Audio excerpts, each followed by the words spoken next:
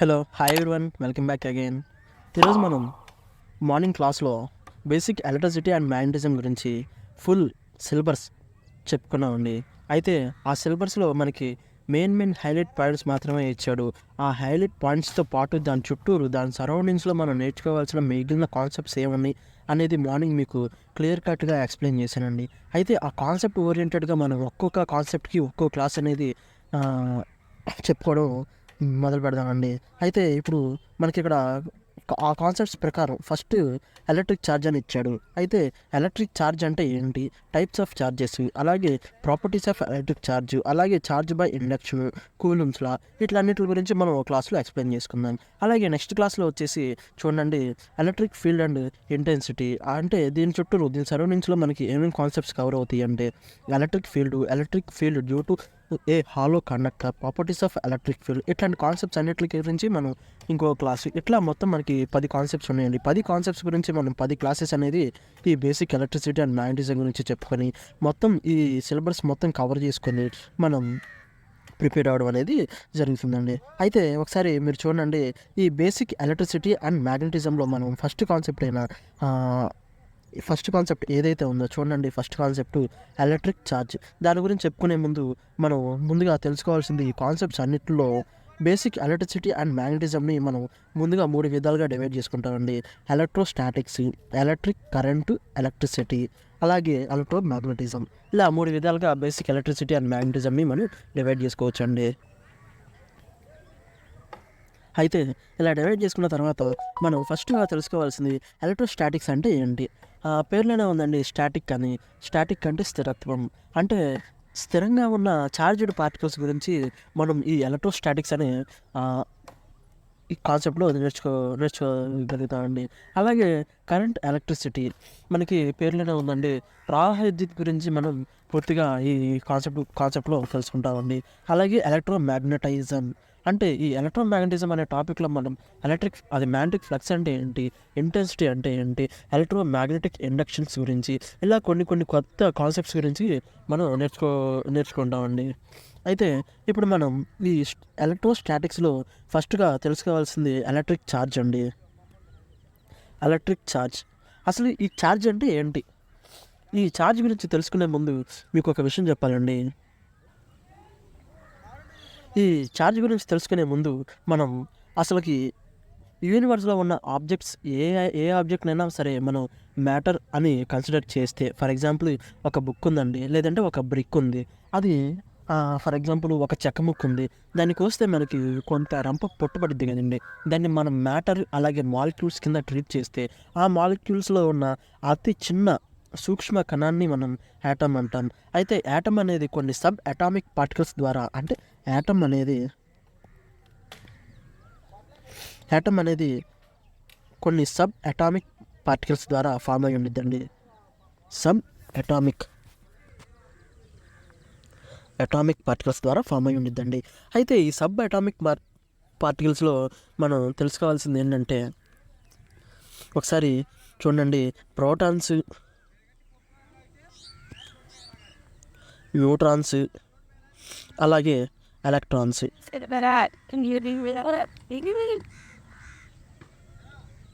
Sir అసలుకి protons అంటే ఏంటి, న్యూట్రాన్స్ అంటే ఏంటి, ఎలక్ట్రాన్స్ అంటే ఏంటో మరి ఏంటి సార్ అని నన్ను అడిగితే మేము ఒకసారి చూడండి, ఇక్కడ ఒక డయాగ్రామ్ చూపిస్తున్నాను చూడండి.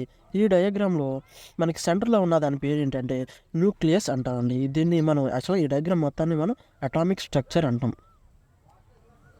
అటామిక్ స్ట్రక్చర్ అని అన్నాం అనుకోండి. అయితే ఈ ఈ సెంటర్లో ఉన్నది మనకి న్యూక్లియస్ అండి. Nucleus is filled with protons and neutrons. చూడండి, nucleus is filled with protons and neutrons. మరి దీని చుట్టూరు కొన్ని సూర్యుడి చుట్టూ భూమి అలాగే మిగిలిన గ్రహాలు తిరుగుతున్నాయి కదండి, వాటిని మనం ఎలక్ట్రాన్స్ అంటామండి. ఎలక్ట్రాన్స్ అంటాం. అయితే ఈ ప్రోటాన్స్ అలాగే ఎలక్ట్రాన్స్కి కొన్ని ధర్మాలు ఉన్నాయండి, మనం ప్రాపర్టీస్ అంటాం ఇంగ్లీష్లో. అయితే ఈ ప్రోటాన్స్కి మనం పాజిటివ్ వాల్యూని కన్సిడర్ చేస్తాం. ప్రోటాన్స్కి ఉండే వాల్యూ పాజిటివ్ వాల్యూ అండి.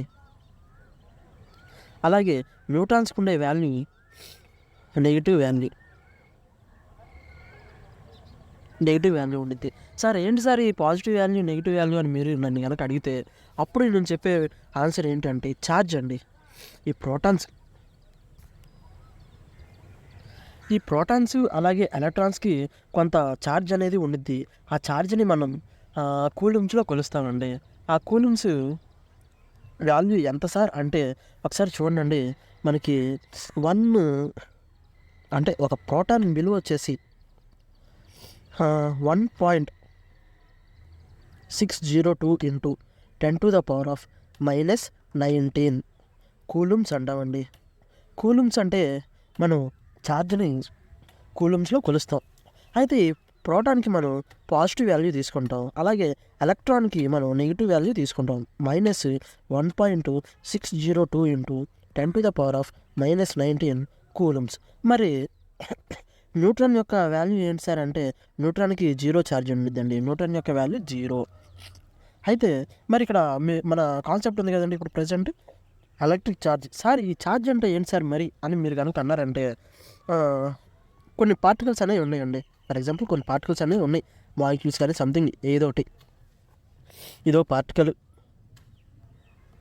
ఓకేనండి. ఇదొక యాటము, ఇదొక చూడండి క్లియర్గా, ఇదొక యాటము, అలాగే ఇదొక యాటమ్. ఈ 2 యాటమ్స్కి కొన్ని అవుటర్ మోస్ట్, ఇట్లా కాదండి మీకు ఇంకా క్లియర్గా ఎక్స్ప్లెయిన్ చేస్తాను చూడండి.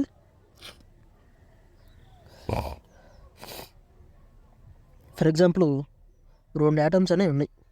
యాటమ్స్ యొక్క సెంటర్లో మనకి న్యూట్రాన్స్ అనేవి ఉంటాయి కదండి. అలాగే యాటమ్ చుట్టూరు మనకి ఎలక్ట్రాన్స్ అనేవి రివాల్వ్ అవుతూ ఉంటాయి. సో ఈ ఫస్ట్ది చూడండి, ఇది ఫస్ట్ ఆర్బిట్, ఇది second orbit, third orbit, fourth orbit. ఇది సెంటర్లో ఉన్నది న్యూక్లియస్ కదండి. ఈ న్యూక్లియస్కి ఫస్ట్ ఆర్బిట్కి మధ్య ఉన్న డిస్టెన్స్ తక్కువ ఉండడం వల్ల ఈ రెండింటి మధ్య బాండింగ్ అనేది చాలా టైట్గా ఉండిద్ది. అలాగే రెండో దానికి కొంచెం దగ్గర ఉండడం వల్ల బాండింగ్ కొంచెం తగ్గిద్ది, థర్డ్ ఇంకొంచెం తగ్గిద్ది. ఫోర్త్ దానికి వచ్చేపాటికి న్యూక్లియస్కి అలాగే ఈ ఫోర్త్ ఆర్బిట్లో ఉన్న ఎలక్ట్రాన్కి, అంటే చూడండి ఈ అవుటర్ మోస్ట్ షెల్లో మనకి ఎలక్ట్రాన్స్ అనేవి ఉంటాయి. ఏ షెల్లో అయినా సరే ఎలక్ట్రాన్స్ అనేవి ఉంటాయి. అయితే ఈ అవుటర్ మోస్ట్ షెల్లో ఉన్న చూడండి, ఈ అవుటర్ మోస్ట్ షెల్లో ఉన్న ఎలక్ట్రాన్కి మధ్యలో ఉన్న న్యూక్లియస్కి ఉన్న బాండింగ్ అనేది కొంచెం తక్కువగా ఉంటుంది. సో ఈ 2 యాటమ్స్ ఎప్పుడైతే కాంటాక్ట్లోకి వస్తాయో, అంటే దగ్గరలోకి వస్తాయో, వాటి మధ్య జరిగే కెమికల్ బాండింగ్ వల్ల, కెమికల్ రియాక్షన్ వల్ల ఈ ఒక యాటంలో నుంచి ఇంకో యాటంలోకి ఎలక్ట్రాన్స్ అనేవి మూవ్ అయినాయి అనుకోండి. ఫర్ ఎగ్జాంపుల్ చూడండి,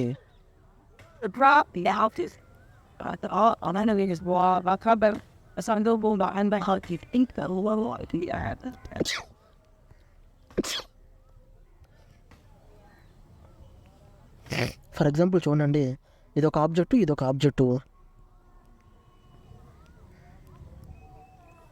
దీంట్లో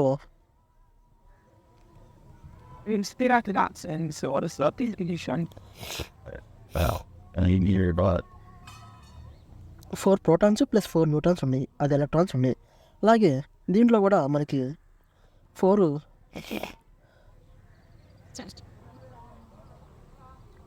ప్రోటాన్స్ అలాగే 4 ఎలక్ట్రాన్స్ అనేవి ఉన్నాయి. ఈ 2 ఎప్పుడైతే కాంటాక్ట్లోకి వస్తాయో, అంటే ఈ 2 మధ్య ఎప్పుడైతే కెమికల్ రియాక్షన్ అనేది జరుగుతుందో అప్పుడు ఈ పార్టికల్లో కొన్ని యాటమ్స్ ఉన్నాయి. ఆ యాటమ్స్లో అవుటర్ మోస్ట్ షెల్స్లో ఈ ఎలక్ట్రాన్స్ అనేవి ఉన్నాయి. ఇవి ఆ పక్కనున్న యాటమ్తో ఎప్పుడైతే రియాక్షన్ జరిగినాయో అప్పుడు ఈ యాటమ్స్ అనేవి, ఈ ఎలక్ట్రాన్స్ అనేవి పక్కనున్న ఆబ్జెక్ట్ యొక్క అవుటర్ మోస్ట్ షెల్ని మెర్జ్ అవుతాయి. ఇప్పుడు చూడండి, ఫర్ ఎగ్జాంపుల్ ఇది ఆబ్జెక్ట్ ఏ అనుకుంటే, ఇది ఆబ్జెక్ట్ బి అనుకుంటే, దీంట్లో 4 ప్రోటాన్స్ 2 ఎలక్ట్రాన్స్ ఉన్నాయి అనుకోండి. అప్పుడు దీంట్లో 4 ప్రోటాన్స్ ప్లస్ 6 ఎలక్ట్రాన్లు ఉంటాయి. అంటే దీంట్లో నుంచి 2 ఎలక్ట్రాన్స్ దీంట్లో మూవ్ అయినాయి. సో 3 + 2 5, 6 ఎలక్ట్రాన్లు ఉన్నాయి. సో ఇలా ఉండడం వల్ల ఇప్పుడు ఈ ఆబ్జెక్ట్ ఏదైతే ఉందో అది ఎలక్ట్రాన్స్ కోల్పోవడం వల్ల ఇది పాజిటివ్లీ ఛార్జ్డ్.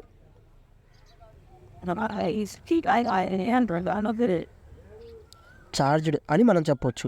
అయితే ఈ ఆబ్జెక్ట్ బి ఏదైతే ఉందో ఇది ఎలక్ట్రాన్స్ని గెయిన్ చేసుకోవడం వల్ల ఇది నెగిటివ్లీ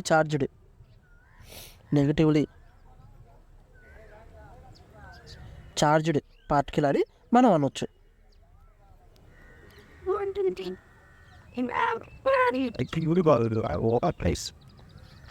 ఈ ఛార్జ్కి సంబంధించి కాన్సెప్ట్ అనేది మీకు అర్థమైంది అనుకున్నానండి.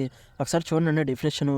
Electric charge it is a physical property of matter that causes it to experience A force.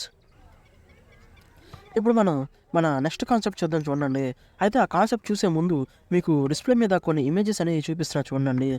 అయితే ఇప్పుడు లైక్ ఛార్జెస్ని మనం ఇక్కడ ఇమేజ్లో చూస్తున్నాం చూడండి. లైక్ ఛార్జెస్ ఆల్వేస్ రిపల్ అని, అలాగే అన్లైక్ ఛార్జెస్ ఆల్వేస్ అట్రాక్ట్ అని మనం ఈ ఇమేజ్లో చూడడం జరుగుతుంది. అయితే మీకు పైన ఎక్స్ప్లెయిన్ చేశాను కదండి, ఆబ్జెక్ట్ ఏ ఆబ్జెక్ట్ బి అని. ఆ కాన్సెప్ట్ ఇక్కడ మనకు కనపడుతుంది చూడండి. ఆబ్జెక్ట్ ఏలో మనకి మొత్తం 6 ప్రోటాన్స్ 6 ఎలక్ట్రాన్స్ ఉన్నాయి. ఆబ్జెక్ట్ బిలో కూడా 6 ప్రోటాన్స్ ప్లస్ 6 ఎలక్ట్రాన్స్ ఉన్నాయి. అయితే ఆ రెండు కాంటాక్ట్లోకి రావడం వల్ల ఏవైతే అవుటర్ మోస్ట్ షెల్స్లో మనం ఇది పార్టికల్ అని తీసుకున్నాం, కానీ particle is contained a lot of number of atoms and atoms consist of electrons at their outermost shell. Outermost షెల్లో ఏవైతే ఎలక్ట్రాన్స్ ఉన్నాయో ఆ ఎలక్ట్రాన్స్ న్యూక్లియస్కి, అంటే ఆ యాటమ్ యొక్క న్యూక్లియస్కి ఉన్న బాండింగ్ అనేది చాలా తక్కువ ఉంటుంది. సో అలా తక్కువ ఉండడం వల్ల ఏదైతే ఆబ్జెక్ట్ ఇంకోటి దగ్గరకు వచ్చిందో ఆ ఆబ్జెక్ట్కి అంటే ఆ ఆబ్జెక్ట్లో ఉన్న యాటమ్స్కి ఈ ఆబ్జెక్ట్లో ఉన్న యాటమ్స్కి కెమికల్ రియాక్షన్ అనేది, కెమికల్ బాండింగ్ అనేది జరిగి ఆ అవుటర్ మోషన్లో ఉన్న యాటమ్స్ ఈ యాటమ్ నుంచి ఆ యాటంలోకి మూవ్ అవ్వడం కానీ, ఆ యాటంలో నుంచి ఈ యాటంలోకి మూవ్ అవ్వడం కానీ జరిగింది. వన్స్ ఒక యాటంలో నుంచి ఇంకో యాటంలోకి ఎలక్ట్రాన్స్ కనుక మూవ్ అయినాయి అనుకోండి. ఫర్ ఎగ్జాంపుల్ ఇక్కడ ఏ ఇమేజ్ ఏ కనపడుతుంది కదండి, దీంట్లో ఉన్న ఎలక్ట్రాన్స్ అనేవి ఆబ్జెక్ట్ బిలోకి మూవ్ అయింది. సో ఆబ్జెక్ట్ బిలో ఉన్న ఎలక్ట్రాన్స్ కౌంట్ అనేది ఎక్కువైంది, ఆబ్జెక్ట్ ఏలో ఉన్న ఎలక్ట్రాన్స్ కౌంట్ అనేది తక్కువైంది. సో ఈ ఆబ్జెక్ట్ ఏ ఎలక్ట్రాన్స్ కోల్పోవడం వల్ల ఇది positively charged particle. Object below electrons gain చేసుకుంది, అంటే దీంట్లో ఉన్న నెగిటివిటీ అనేది ఇంకా పెరిగింది. సింపుల్గా చెప్పాలంటే మన భాషలో దీంట్లో ఉన్న నెగిటివ్ అనేది ఇంకా పెరిగింది. సో ఇది నెగిటివ్లీ, సో దీన్ని మనం నెగిటివ్లీ చార్జ్డ్ పార్టికల్ అని అనొచ్చు. కింద ఇక్కడ ఇమేజ్ ఒకటి కనపడుతుంది చూడండి, గ్రీన్ కలర్లో ఒక ఆబ్జెక్ట్ అనేది ఉంది, పక్కన ఇంకో ఆబ్జెక్ట్ అనేది బి అనే ఆబ్జెక్ట్ అనేది ఉంది. అయితే ఈ రెండు కాంటాక్ట్లోకి తీసుకొచ్చినప్పుడు ఏం జరుగుతుందంటే ఆబ్జెక్ట్ ఏలో ఉన్న చార్జ్డ్ పార్టికల్స్ అని ఆబ్జెక్ట్ బిలో ఉన్న చార్జ్డ్ పార్టికల్స్కి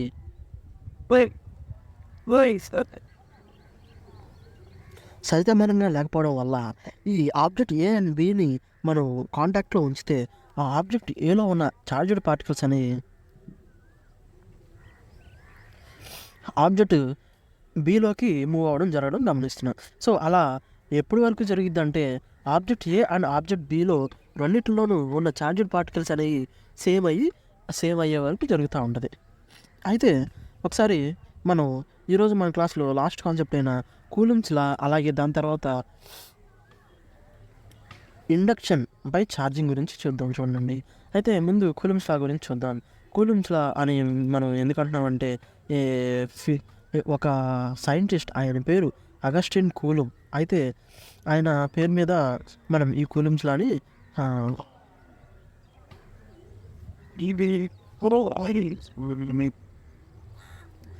ఒకసారి దీనికి సంబంధించి డెఫినేషన్ మనం చూస్తే మనం electrostatic force between two charged particles, ఏవైతే రెండు చార్జ్డ్ పార్టికల్స్ ఉన్నాయో వాటి మధ్య ఉన్న ఫోర్స్ని మనం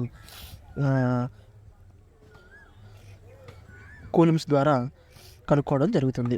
అయితే ఒకసారి ఈ కూలుంబ్స్ లాకి సంబంధించి మ్యాథమెటికల్ ఎక్స్ప్రెషన్ అనేది చూడండి. ఫర్ ఎగ్జాంపుల్ ఇక్కడ మనకు కనపడుతున్న ఇమేజెస్లో పైన రెండు అన్లైక్ ఛార్జెస్ అనేవి ఉన్నాయి. సరే, సో రెండు లైక్ ఛార్జెస్ అనేవి ఉన్నాయి. ఆ లైక్ ఛార్జెస్ రిపెల్ అవుతాయి కాబట్టి ఆ రిపెల్ అవ్వడం వల్ల క్రియేట్ అయ్యే ఫోర్స్ని మనం కూలుంబ్స్ లా ద్వారా కనుక్కోవచ్చు. అలాగే రెండు అన్లైక్ ఛార్జెస్ అట్రాక్ట్ అవుతుంది, అలా అట్రాక్ట్ అవడం వల్ల మనం వాటి మధ్య ఉన్న ఫోర్స్ని కూలుంబ్స్ లా ద్వారా కనుక్కోవచ్చు. చూడండి, కూలుంబ్స్ లా అని మనం వాటి మధ్య ఉన్న ఫోర్స్ని ఎలా కనుక్కుంటున్నాం అనేది ఇక్కడ చూస్తున్నాం చూడండి. ఫోర్స్ ఈజ్ ఈక్వల్ టు కే అనేది ఇక్కడ కాన్స్టెంట్ అండి. అలాగే Q1 అండ్ Q2 అనేవి 2 ఛార్జెస్ అండి. అవి లైక్ ఛార్జెస్ అవ్వచ్చు, అన్లైక్ ఛార్జెస్ అవ్వచ్చు. అలాగే ఆ రెండిట్ల మధ్య ఉన్న డిస్టెన్స్ని మనం ఇన్వర్స్లీ ప్రపోర్షనల్గా తీసుకుంటాం. అదే మనకి ఇక్కడ థియరిటికల్గా ఇచ్చాడు. దల్లా Coulomb's law states that force is directly proportional. Force is directly proportional to the product of their charges. Charges అంటే మనకి ఇది Q1 and Q2. Product of their charges and inversely proportional to the distance, square of their distance.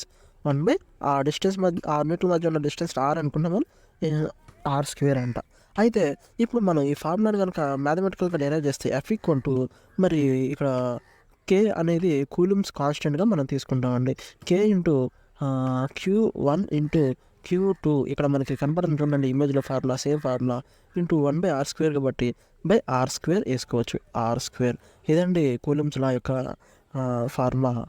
అయితే ఈ cooling లా మీద కూడా మనకి కొన్ని problems వచ్చే అవకాశం ఉందండి. ఈ ప్రాబ్లమ్స్ కూడా మనం ఈ క్లాసెస్ ఎండింగ్లో తెలుసుకోవడం జరుగుతుందండి. అయితే ఈ కూలింగ్స్ లా ఫార్ములాలో మనకి ఎఫ్ అంటే ఏంటి, కే అంటే ఏంటి, Q1 అంటే ఏంటి, Q2 అంటే ఏంటి, r² అంటే ఏంటి అనేది తెలుసుకున్నాను చూడండి. యాక్చువల్గా ఇక్కడ ఇమేజ్లో కనపడుతుంది, ఇక్కడ డిస్ప్లేలో కనపడుతుంది చూడండి. ఎఫ్ అనేది force between the charged particles అయితే కే అనేది కూలుమ్స్ కాన్స్టెంట్ అండి. కూలుమ్స్ కాన్స్టెంట్ వాల్యూ ఎంత అంటే 9.0 into 10⁻⁹ newton metre square divided by centimetre square అండి. అలాగే పాయింట్ ఛార్జ్ అని ఒకటి ఉంది చూడండి. Q1 అంటే ఛార్జ్ 1 అట్ పాయింట్ 1, అలాగే Q2 అంటే ఛార్జ్ ఆటో పాయింట్ 2 అండి. అయితే ఇప్పుడు మనం ఒకసారి నెక్స్ట్ కాన్సెప్ట్ గురించి తెలుసుకుందాం చూడండి. Charge by induction. ఇది మనం చాలా ఇంపార్టెంట్ అండి, కొంచెం ఇంట్రెస్టింగ్ టాపిక్. ఛార్జ్ బై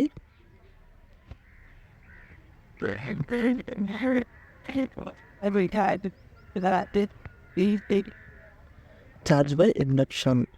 అసలు ఏంటి సార్ ఈ ఛార్జ్ బై ఇండక్షన్ అంటే? చూడండి, ఛార్జ్ బై ఇండక్షన్ గురించి ఒకసారి చూద్దాం. ఒకసారి చూడండి.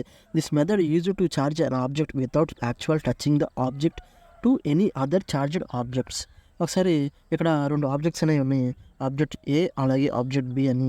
అయితే ఈ రెండిట్లో ఉన్న ఛార్జెస్ ఏంటి అనేది మనకి తెలియదండి. అయితే ఈ రెండింటి దగ్గరికి మనం ఆబ్జెక్ట్ బిలో కనపడుతున్నట్టు, అంటే ఇమేజ్ బిలో కనపడుతున్నట్టు ఒక రాడ్ అనేది తీసుకొచ్చాం. పాజిటివ్లీ ఛార్జ్ అయిన ఒక ఐరన్ రాడ్ అనేది తీసుకొచ్చామండి. ఆ ఐరన్ రాడ్ పాజిటివ్లీ ఛార్జ్డ్గా ఉంది కాబట్టి దాన్ని ఆబ్జెక్ట్ ఏ దగ్గరలో పెడితే మనం ఆబ్జెక్ట్ ఏలో దగ్గర పెడితే మనం ఈ గ్లాస్ రాడ్ అనేది పాజిటివ్లీ ఛార్జ్డ్గా ఉంది కాబట్టి ఆబ్జెక్ట్ ఏలో ఉన్న నెగిటివ్లీ ఛార్జ్డ్ పార్టికల్స్ అన్నిటిని ఈ ఐరన్ రాడ్ అనేది అట్రాక్ట్ చేయడం జరుగుతుందండి. అయితే ఈ ఆబ్జెక్ట్ ఏలో ఉన్న మరి పాజిటివ్లీ ఛార్జ్డ్ పార్టికల్స్ అన్నీ రిపెల్ అయ్యి ఆపోజిట్ సైడ్కి వచ్చేస్తాయి కదండి. సో ఇవన్నీ ఆపోజిట్ సైడ్కి వచ్చేసినాయి. మరి ఈ బీలో ఏం జరిగింది అనేది ఒకసారి చూడండి. ఇక్కడ మనకి పాజిటివ్లీ ఛార్జ్డ్ పార్టికల్స్ ఉంటే ఏకి బీకి మధ్య రిలేషన్ చూడండి. ఏకి ఒక ఎండ్లో మనకి పాజిటివ్లీ ఛార్జ్డ్ పార్టికల్స్ ఉంటే, సో బీకి మనకి ఇటువైపు నెగిటివ్లీ ఛార్జ్డ్ పార్టికల్స్ వస్తే, అలాగే పాజిటివ్లీ ఛార్జ్డ్ పార్టికల్స్ అన్ని ఒక సైడ్కి వెళ్ళిపోయాయి. ఇట్లా మనం అనుకుందాం, ఎజ్యూమ్ చేసుకుందాం అండి. అయితే ఇప్పుడు మనం కనుక ఈ స్టేజ్లో ఇట్లా ఉండగా చూడండి, ఇప్పుడు మళ్ళీ ఈ రెండింటి మధ్య మనకి ఒక రియాక్షన్ అనేది జరిగింది. ఈ పాజిటివ్లీ ఛార్జ్డ్ పార్టికల్స్ అన్నీ ఒక సైడ్కి వచ్చేస్తాయి, అలాగే నెగిటివ్లీ ఛార్జ్డ్ పార్టికల్స్ అన్నీ ఒక సైడ్కి వచ్చేస్తాయి. నెగిటివ్లీ అన్నీ ఇటు వచ్చేస్తాయి, పాజిటివ్లీ అన్నీ ఇటు వచ్చేస్తాయి అండి. సో ఇలా రావడం వల్ల ఇప్పుడు మనకి కంప్లీట్గా ఏలో మనకి నెగిటివ్లీ ఛార్జ్డ్ పార్టికల్స్ అనేవి ఉండిపోతాయండి. అది ఇక్కడ ఇమేజ్లో కనపడుతుంది చూడండి. కంప్లీట్గా ఏలో మనకి నెగిటివ్లీ ఛార్జ్డ్ పార్టికల్స్ అనేవి వచ్చేస్తాయి ఈ అరేంజ్మెంట్ ద్వారా. అలాగే ఈ ఏలో ఉన్న పాజిటివ్లీ ఛార్జ్డ్ పార్టికల్స్ అన్నీ బీలోకి వెళ్ళిపోతాయి, పాజిటివ్స్ అన్నీ ఇట్లా బీలోకి వచ్చేసినాయి చూడండి. సో ఇలా ఉండడం వల్ల అట్ దిస్ టైము మనం ఈ రెండింటి మధ్య కాంటాక్ట్ అనేది తీసేసాం. ఈ రెండింటి మధ్య కాంటాక్ట్ అనేది తీసేసాం, ఈ రెండింటిని కొంచెం దూరంగా పెట్టాం. అయితే ఇలా చేయడం వల్ల అట్ ద సేమ్ టైం మనం ఆ ఐరన్ రాడ్ అనేది తీసేసాము. వాటికి కాంటాక్ట్లో ఉన్న ఐరన్ రాడ్ అనేది తీసేసాం. ఇప్పుడు ఈ ఏ అండ్ బి అనే 2 సెపరేట్ చేసామండి. ఇలా సెపరేట్ చేయడం వల్ల మనకేం జరిగిందంటే ఏలో ఇప్పుడు అచ్చంగా నెగిటివ్లీ చార్జ్డ్ పార్టికల్స్ అన్నీ మనకి ఒక సైడ్కి వచ్చేసినాయి. అలాగే పాజిటివ్లీ చార్జ్డ్ పార్టికల్స్ అన్నీ మనకి ఆబ్జెక్ట్ బీలోకి వెళ్ళినాయండి. సో ఇలా ఉండడం వల్ల మనకి ఆటోమేటిక్గా అరేంజ్మెంట్ అనేది ఇదే చేసుకుందండి. చూడండి, ఆబ్జెక్ట్ ఏ అలాగే ఆబ్జెక్ట్ బి అనేది ఆ పార్టికల్లో ఆటోమేటిక్గా ఈ చార్జ్డ్ పార్టికల్స్ అన్నీ విడిగా అరేంజ్ అయిపోయినాయండి. సో మనం దీనికి ఒక ఎగ్జాంపుల్ అనేది చూడండి. ఇంకా ఎగ్జాంపుల్ అనేది charging is a simple sphere by induction అనేది ఇచ్చారు చూడండి. ఇక్కడ డయాగ్రామ్ 1లో a metal sphere is mounted on stand అండి. సో ఈ స్పియర్లో మనకి ఏ ఛార్జ్డ్ పార్టికల్స్ ఉన్నాయి అనేది మనకు తెలియదు. మేబీ కొన్ని పాజిటివ్ పార్టికల్స్ ఉన్నాయి, అలాగే నెగిటివ్ పార్టికల్స్ కూడా ఉన్నాయి. సో ఏవి ఏంటి అనేది మనకు తెలియదు. సో ఇది ఇలా ఉండగా మనం డయాగ్రామ్ 2 చూద్దాం చూడండి. డయాగ్రామ్ 2లో ఈ స్పియర్ దగ్గరికి మనకి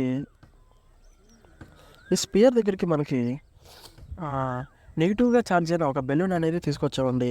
ఈ బెలూన్ అనేది నెగిటివ్ ఛార్జ్ ఉండడం వల్ల ఈ స్పియర్లో ఉన్న పాజిటివ్ ఛార్జ్డ్ పార్టికల్స్ అన్నీ బెలూన్ అనేది వైపు అరేంజ్ అవ్వడం జరుగుతుంది. అది మనం ఆబ్జెక్ట్ 3లో చూస్తున్నాం చూడండి. సో ఇలా అరేంజ్ అవుతూ ఈ పాజిటివ్లీ చార్జ్డ్ పార్టికల్స్ అన్ని స్పియర్లో ఒక సైడ్కి, అంటే బెలూన్ ఉన్న సైడ్కి వచ్చేసినాయి. సో మరి నెగిటివ్లీ చార్జ్డ్ పార్టికల్స్ అన్ని స్పియర్లో ఇంకో సైడ్ ఉండిపోయినాయండి.